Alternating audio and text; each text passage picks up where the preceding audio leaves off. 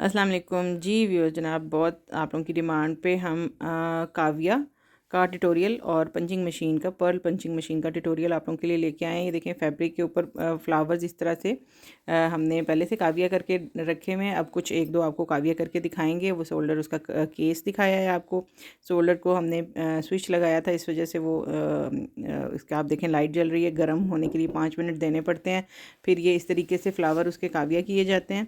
ये इस तरीके से उनको सेपरेट किया जाता है। और ये मैं आपको इसी तरह से डेमो दे रही हूँ। बहुत मिनट्स का काम है, सेकंड्स का काम है। बहुत इजीली आप इन चीज़ों को इस तरह से काव्या करके अपनी डिज़ाइनिंग में यूज़ कर सकते हैं। बहुत काम की चीज़ है, एक दफ़ा की इन्वेस्टमेंट है और ये आपकी लाइफ टाइम पर चीज़ें चलती हैं। और इसको अब मैं आपको दिखाऊंगी कि डिफरेंट डिफरेंट तरीके से कैसे असेंबल करते हैं। ये हमारी पर्ल पंचिंग मशीन आ गई है। इस तरह से मैं 3D स्टाइल इन फ्लावर्स को जो अभी हमने काव्या से कट किए थे इनको शेप दूंगी 3D स्टाइल। ये पंचिंग मशीन का वर्क केस है, इस तरह से इस केस में आती है ये पंचिंग मशीन। और ये इसके डिफरेंट डाइज़ हैं, ये कहाँ यूज़ होते हैं ये भी मैं भी बताऊंगी आप लोगों को।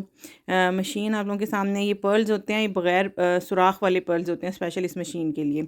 इसमें 3 तरह के साइज़ होते हैं और ये इसकी पिन है जिससे ये पंच होता है। ठीक है, ये इसके मटेरियल होता है लाजमी। ये 3 साइज़ आपको इसको मिलेंगे। ऑफ वाइट कलर में ये मिलते हैं। इसको आप अपनी पसंद के किसी भी कलर में डाई कर सकते हैं और फिर अपने ड्रेस के हिसाब से इसको डिज़ाइन कर सकते हैं। ठीक है, ये आपका जिप लॉक जो है इसको आपने उतारना नहीं है, ये इसको बाद में बॉक्स में पैक करने के लिए आपको सहूलत देगा। और ये जो मैंने डाइज दिखाए थे वो ये इस तरीके से हर पर्ल के साइज़ का डिफरेंट डाई होता है।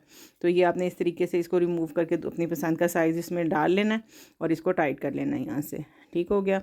अब मैं आपको डालती हूँ कि इसको आपने लोड कैसे करना है इस मशीन को। साइज़ आपके सामने 4-5 साइज़ उसमें दिए गए हैं।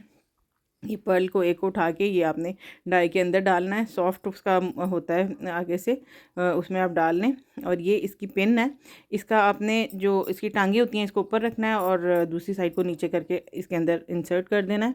और फिर इस जिस भी चीज़ में आपने पर्ल लगाना है इसके अंदर डाल के उसको जैसे हम स्टेपलर करते हैं इस तरीके से इसको पंच कर देना है। मेरे हाथ से स्लिप हो गया, कोई बात नहीं, हम दोबारा पकड़ लेते हैं। ये लें जनाब, और ये हमने पर्ल पंच कर दिया। इस तरीके से दबा देना इसको ज़ोर से यहाँ से। ठीक हो गया। और ये थोड़ा मोटा सरफेस था इस तरह, इसलिए ज़्यादा दबाव लगा है। सिंगल पे इतना दबाव नहीं लगता। इस तरह से इकट्ठा हो गया।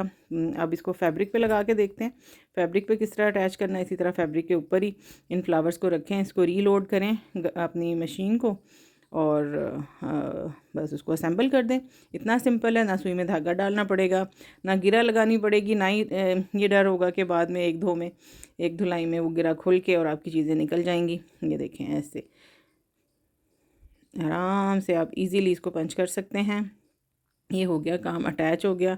इस तरह से कोई भी चीज़ छोटी छोटी चीज़ें होती हैं, जैसे ये गोटा हो गया, इसको अटैच करना बड़ा मुश्किल हो जाता है सम टाइम। तो आप इस तरह पर्ल पंचिंग मशीन की मदद से अपने बच्चों के ड्रेसेस, अपने ड्रेसेस जो भी जल्दी जल्दी से आप काम करना चाहते हैं, डिज़ाइनिंग करना चाहते हैं, इस पर्लिंग मशीन पंचिंग मशीन की वजह से आप कर सकते हैं। अब देखिए, इसको भी मैं बहुत इजीली असेंबल कर दूंगी फैब्रिक के ऊपर। और ये भी नहीं डर होगा कि ये उतर के गिर जाएंगे या बहुत ज़्यादा टाइम लग रहा है। इस तरीके की काम कोई भी नहीं होगा। बल्कि आपके जो टीनेज गर्ल्स हैं उनको भी आप एक्टिविटी के तौर पे इस तरह की चीज़ें दे सकते हैं, ताकि उनके अंदर भी फिर शौक़ पैदा हो इस तरह के काम करने का। ये देखें कितने अच्छे से ये असेंबल हो गया। और इन्जॉय करें जनाब।